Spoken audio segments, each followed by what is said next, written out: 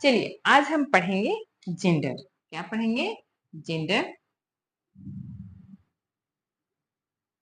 यानी क्या बोलते हैं इसे? लिंग।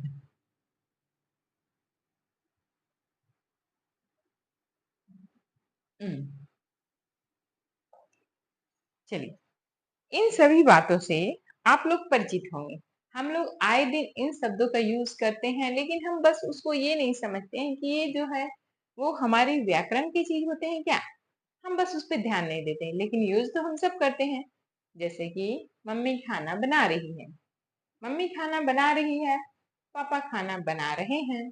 तो जब पापा खाना बना रहे हैं यूज करते हैं तो हो जाते हैं पापा यानी कि पुल्लिंग। और जो मम्मी खाना बना रही है यानी क्या हो जाती है? स्त्रीलिंग। यानी कि जो हमारे हिंदी में हर भाषा में जेंडर को विभिन्न भाषाओं में विभिन्न रूपों में बांटा गया है। ठीक है, हिंदी में सिर्फ दो रूपों में बांटा गया है, एक है पुल्लिंग और दूसरा क्या है? स्त्रीलिंग। संस्कृत में यही तीन तीन शब्दों में बांटा गया है। कौन कौन? पुल्लिंग, स्त्रीलिंग और नपुंसकलिंग। इसी प्रकार इंग्लिश में अलग अलग टाइप में अलग अलग बांटा गया है। ठीक है, तो आज हम हिंदी के बारे में पढ़ते हैं कि हिंदी में जेंडर कितने प्रकार के होते हैं और जेंडर क्या होता है। तो हम देखते हैं कि हमारे आसपास में जो हम शब्द बोलते हैं, जिन शब्दों का प्रयोग करते हैं, उसी में कहाँ पे जेंडर छुपा हुआ है। जैसे दीदी खेल रही है, भैया खेलता है। हाँ, भैया खेलता है, दीदी खेलती है। खेलता और खेलती, जैसे ही हम बोलते हैं खेलता है और खेलती खेलती है, तो जो ये शब्द चेंज हो जाए गए, इसी को बोलते हैं इन्हीं शब्द। क्यों चेंज हो गए? क्योंकि यहाँ पे जो है राम और यहाँ पे गीता गीता खेलती है। क्योंकि यहाँ पे लड़की जो है वो खेल रही है और लड़का जो है वो खेलता है। यानी कि जैसे ही जेंडर चेंज होता है उसके अकॉर्डिंग हमारी क्रिया क्रिया किसको बोलते हैं? जो हम करते हैं। हमने आपको बताया है क्रिया यानी जो काम करना। एक साथ अभी मैं खड़ी हूँ वो भी एक क्रिया है। देख रही हूँ, बोल रही हूँ, हाथ को फैला रही हूँ, आपको मैं सुन रही हूँ, आप सुन रहे हो, ये सब क्या है? क्रिया है। तो हमारे से हम जो जो कार्य करते हैं वो सब क्रिया है। तो यहाँ खेलना क्या है? क्रिया है। तो जब राम खेलता है तो राम जो पुल्लिंग है उसके लिए क्या प्रयोग हुआ? खेलना। और जो लड़की है गीता उसके लिए खेलती। तो इसी को बोलते हैं जेंडर। तो हिंदी में कितने प्रकार के जेंडर होते हैं? दो प्रकार के। हिंदी में कितने प्रकार के जेंडर होते हैं? दो प्रकार के। एक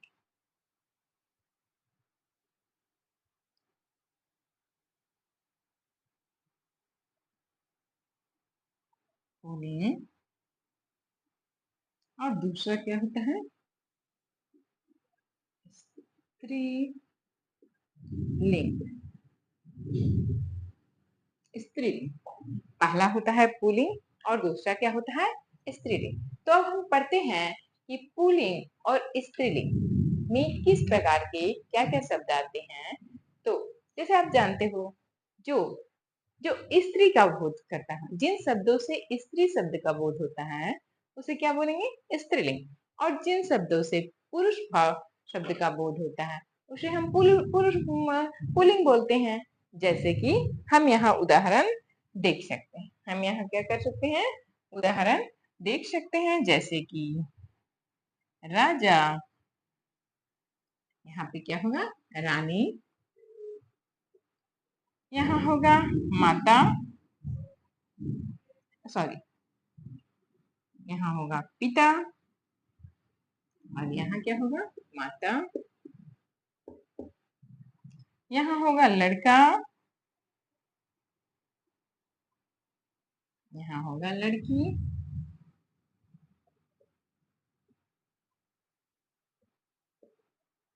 यहाँ होगा क्या होगा? शिक्षक। यहाँ क्या होगा? शिक्षिका।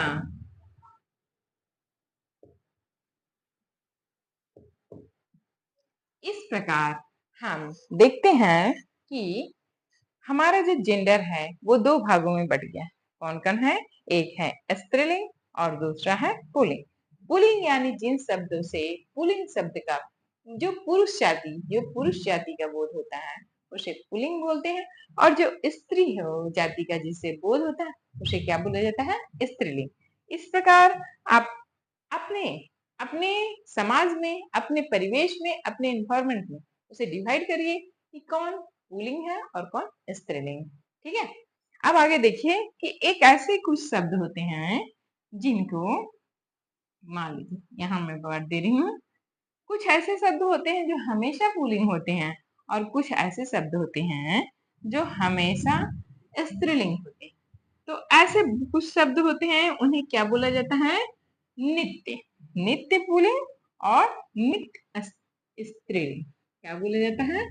मतलब उनका कभी भी रूप चेंज नहीं, वो हमेशा क्या होते हैं? वो एक ही होते हैं, लेकिन वो हमेशा, जैसे क्या बोला जाता है? नित्य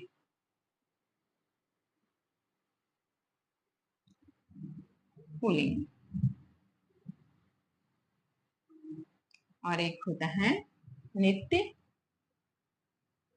स्त्रीलिंग।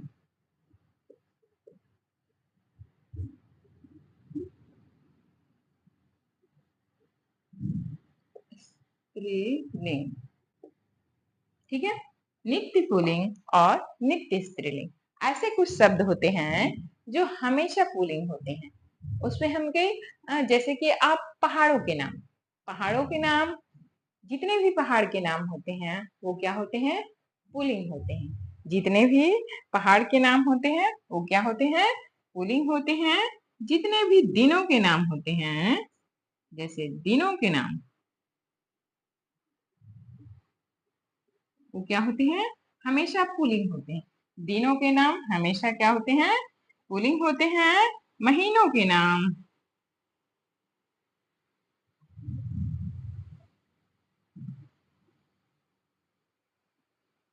नाम, और समुद्रों के नाम,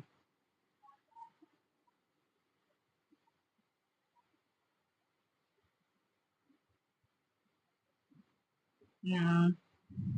अब यहीं पे देखिए, यहाँ क्या होता है? भाषाओं के नाम,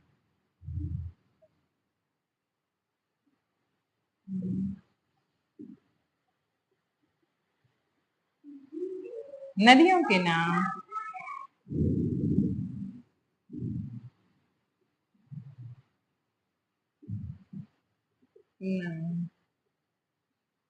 लिपियों के नाम,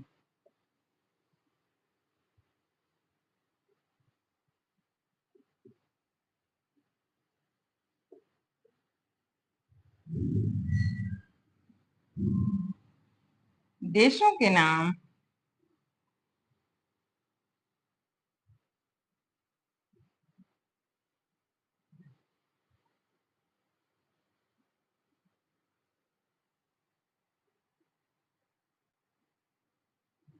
भाव, भाव, जो भाव होते हैं, भाव,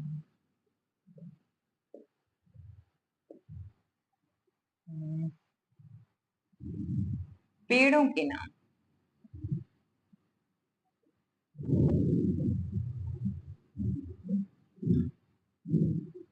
इस प्रकार ये जो कुछ शब्द हैं जो हमेशा नित्य पुल्लिंग, मतलब ये हमेशा पुल्लिंग अवस्था में होते हैं। जैसे कि दिनों के नाम, जितने भी दिन के नाम होते हैं वो सभी पुल्लिंग होते हैं। सोमवार, मंगलवार, बुधवार, शुक्रवार, शनिवार, रविवार, इसमें कोई स्त्रीलिंग नहीं होता है। उसी प्रकार महीनों के नाम, जितने भी हमारे महीने के नाम हैं वो सब क्या होते हैं? पुल्लिंग होते हैं। समुद्रों के नाम, समुद्र का मतलब बंगाल की खाड़ी हो गया, प्रशांत हो गया, असम हो गया, ये सॉरी अरब सागर हो गया, ये सब जो समुद्र हैं, इस समुद्रों के जो नाम होते हैं वो सब क्या है? वो सब पुल्लिंग होते हैं। देशों के नाम, आप जितने भी देश का नाम ले लो अपने। अच्छा आप बताइए कि हमारे देश का जो बॉर्डर एरिया है वो किससे किससे अटैच होता है और वो कितनी कंट्री होती है? आप इसे हमें बताइएगा। देशों के नाम जैसे भारत है, पाकिस्तान है, नेपाल है, बांग्लादेश है, श्रीलंका है, अमेरिका है, इंग्लैंड है, जापान है, चीन है। जितने भी देशों के नाम है वो सब क्या होते हैं? पुलिंग होते हैं। पेड़ों के नाम, जो हमारे इन्वायरमेंट में इतने पेड़ हैं वो सब क्या होते हैं? पुलिंग होते हैं। ठीक है। उसी प्रकार नित्य स्त्रीलिंग, नित्य स्त्रीलिंग का मतलब होता है कि ऐसे शब्द जैसे भाषाओं के नाम, हिंदी, छत्तीसगढ़ी, उड़िया, बांग्ला, मराठी, ये सब जो शब्द होते हैं, ये सब जो भाषाएं हैं, वो सब हमारे क्या होती है? हमेशा स्त्रीलिंग होती हैं। नदियों के नाम, नदियों के नाम, केलो नदी, यहाँ पे गंगा नदी, महानदी, इंद्रावती, ये सब जो नदियां हैं वो सब क्या है? हमेशा उनका प्रयोग होता है स्त्रीलिंग में। लिपियों के नाम, लिपियों मतलब देवनागरी लिपि, फारसी लिपि, ये सब जो होते हैं, गुरुमुखी लिपि, ये सब जो होते हैं वो सब क्या होते हैं? हमेशा स्त्रीलिंग होते हैं। भावों, भाव मतलब प्रेम का जो भाव होता है, प्रसन्नता का भाव होता है, भूख का जो भाव होता है, ये सब जो भाव होते हैं जो हमारे मन के अंदर होते हैं, बचपन का भाव होता है, बुढ़ापा का जो भाव, तो ये सब शब्द क्या होते हैं? हमेशा स्त्रीलिंग होते हैं। तो इसे आप समझिए, पढ़िए। पढ़ने एक सतत प्रक्रिया है, बार बार पढ़िएगा तभी समझ में आएगा।